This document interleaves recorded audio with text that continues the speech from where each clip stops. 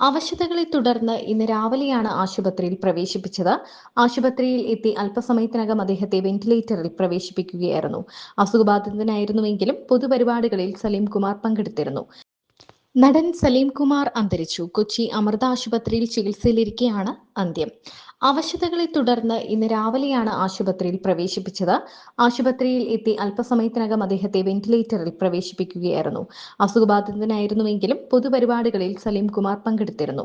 VD. Satheesan മുഖ്യമന്ത്രിയായതിനു പിന്നാലെ പറവൂർ മണ്ഡലത്തിൽ നടത്തിയ സ്വീകരണ യോഗത്തിൽ പങ്കെടുത്ത് ആശംസകൾ അറിയിച്ചിരുന്നു. ഒരേ സമയം മലയാളിയെ ചിരിപ്പിക്കുകയും ചിന്തിപ്പിക്കുകയും ചെയ്തു സലീം കുമാർ. മിമിക്രിയുടെ ലോകത്തു നിന്നും വെള്ളിത്തിരയിലേക്ക് കടന്ന സലീം കുമാർ വാക്ചാതുരി കൊണ്ടും സവിശേഷമായ ശരീരഭാഷ കൊണ്ടും പ്രേക്ഷകരെ വിസ്മയിപ്പിച്ച നിരവധി കഥാപാത്രങ്ങൾക്കാണ് ജീവൻ പകർന്നത്. ഒരേ സമയം മലയാളിയെ പൊട്ടിച്ചിരിപ്പിക്കുകയും കരുത്തുറ്റ സ്വഭാവ നടൻ എന്ന നിലയിൽ പ്രേക്ഷകരെ വിസ്മയിപ്പിക്കുകയും ചെയ്ത സമാനതകളില്ലാത്ത അഭിനയ പ്രതിഭയായിരുന്നു സലീം കുമാർ. സലീം അഹമ്മദിന്റെ ആദാമിന്റെ മകൻ അബുവിലെ വൃദ്ധനായ അത്തർ വിൽപ്പനക്കാരന്റെ വേഷം 2010 മികച്ച നടനുള്ള ദേശീയ പുരസ്കാരവും സംസ്ഥാന പുരസ്കാരവും സ്വന്തമാക്കി. അഭിനയത്തിന് പുറമെ ചലച്ചിത്ര സംവിധാനത്തിലും സലീം കുമാർ പ്രതിഭ തെളിയിച്ചു. കറുത്ത ജൂതന് 2016 മികച്ച കഥയ്ക്കുള്ള കേരള സംസ്ഥാന ചലച്ചിത്ര പുരസ്കാരം ലഭിച്ചു.